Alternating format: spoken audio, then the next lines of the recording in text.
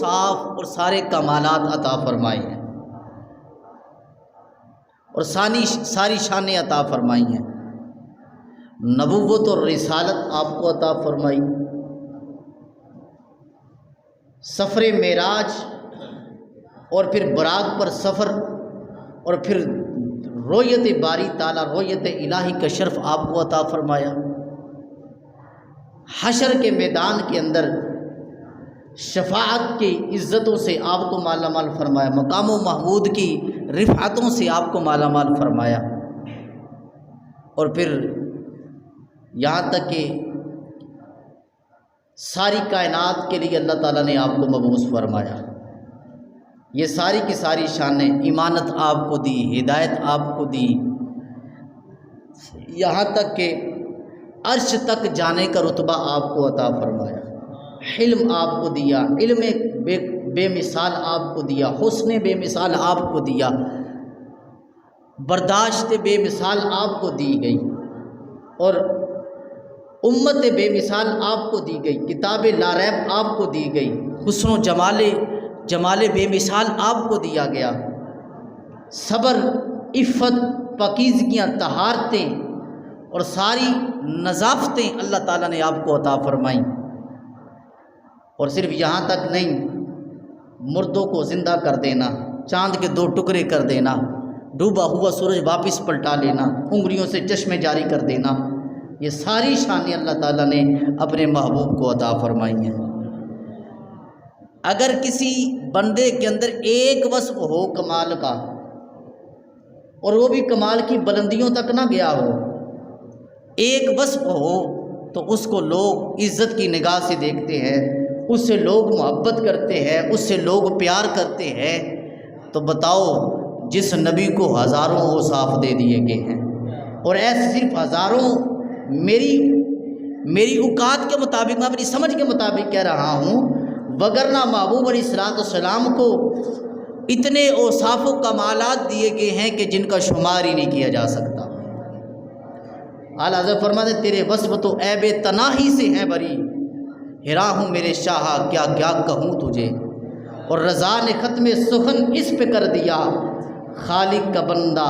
خلق کا آقا کہوں تجھے۔ اعلیٰ حضرت فرماتے ہیں یا رسول اللہ، آپ کو اللہ تعالیٰ نے جو اوصاف اور کمالات دیے ہیں ان کا کوئی شمار نہیں کر سکتا، ان کو کوئی گن نہیں سکتا۔ تو حضور علیہ السلام جب ایک وصف کی وجہ سے اگر کسی کے اندر موجود ہو، چاہے وہ علم کا وصف موجود ہو، چاہے حلم کا وصف موجود ہو، چاہے عقل و فہم و شعور کا وصف موجود ہو، چاہے حسن و جمال کا وصف موجود ہو، لوگ اس کے حسن کے تذکرے، لوگ اس کی مثالیں دیتے ہیں اور اس کے تذکرے کرتے ہیں، اور لوگ اسے محبت کرنے کی کوشش کرتے ہیں، لوگ اس کے قریب جانے کی کوشش کرتے ہیں، لوگ اس کا دیدار کرنے کی کوشش کرتے ہیں، لوگ اس کے دیدار کے طالب ہوتے ہیں۔ جس کے اندر ایک وصف ہو یا 2 وصف ہوں، اس نبی آخر الزماں صلی اللہ علیہ وسلم کو اللہ تعالیٰ نے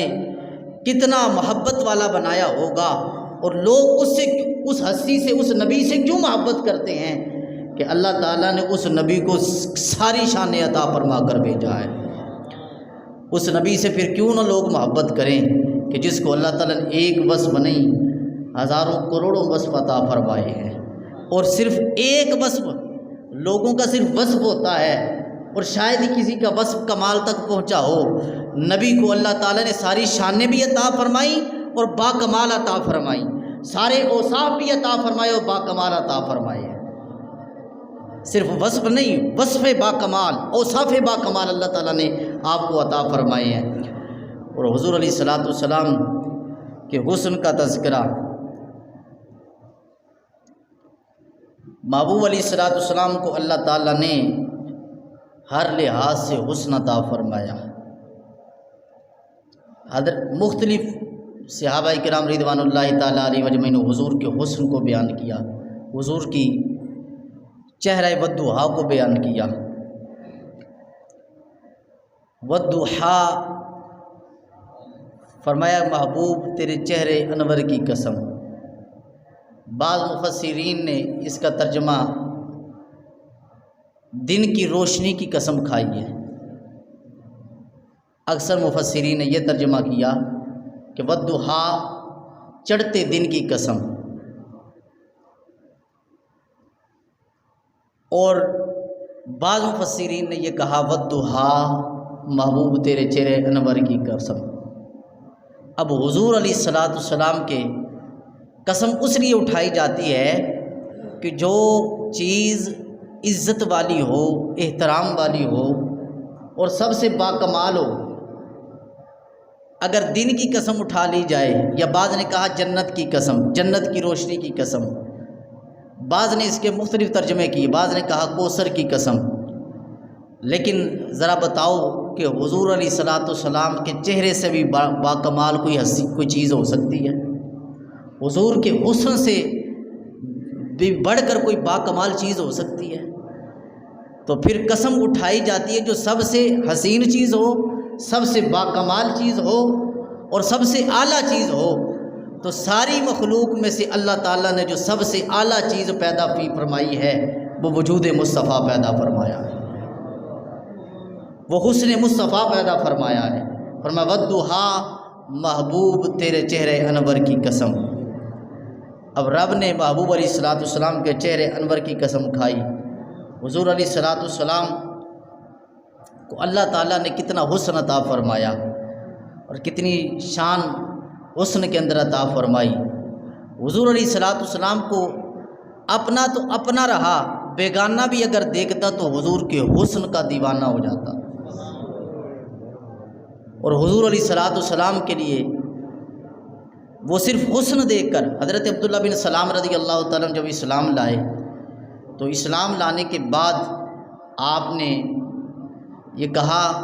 کہ مصطفیٰ کریم صلی اللہ علیہ وسلم نے بڑے بڑے معجزے دکھائے ہیں، بڑی بڑی شانیں دکھائی ہیں، لیکن اگر حضور کوئی معجزہ لے کر نہ آتے، اگر حضور کوئی معجزہ لے کر نہ آتے، چہرہ مصطفیٰ ہی ان کے سچا ہونے کی دلیل تھی۔ حضور کا حسن ہی، حضور کا چہرے انور ہی آپ کے سچے ہونے کی دلیل تھی۔ حضرت عبداللہ بن سلام رضی اللہ عنہ جو یہودیوں کے بہت بڑے عالم تھے، بہت بڑے عالم تھے، اگر جاہل کوئی مان لے تو پھر اور بات ہوتی ہے، کوئی عام بندہ جو ان پڑھ ہو، جس کو علم کے بارے میں شناسائی نہ ہو، جس نے کتابیں نہ پڑھی ہوں، وہ مان لے تو اور بات ہے، لیکن بڑا عالم مان لے کسی کی شان کو اور کسی کی عزت کو، کسی کے احترام کو، کسی کے منصب کو، تو یہ بڑی باکمال بات ہوتی ہے۔ حضرت عبداللہ بن سلام رضی اللہ عنہ یہودیوں کے بہت بڑے عالم ہیں، چہرے آئے تھے حضور علیہ الصلوۃ والسلام سے مناظرہ کرنے کے لیے، اور حضرت عبداللہ بن سلام رضی اللہ عنہ جب چہرے مصطفیٰ پر نگاہ پڑی، کہا قسم ہے رب کعبہ کی یہ جھوٹے کا چہرہ نہیں ہو سکتا، یہ چہرہ اتنا سونا ہے، یہ ہے اتنی حسین اور یہ ہے اتنے باکمال کہ یہ جھوٹے کا چہرہ کیا ہو سکتا ہے۔ محبوب علیہ الصلوۃ والسلام اگر جنہوں نے دیکھا انہوں نے بھی مصطفیٰ کے گن گائے، گیت گائے، اور جنہوں نے نہیں دیکھا انہوں نے بھی مصطفیٰ کے گیت گائے۔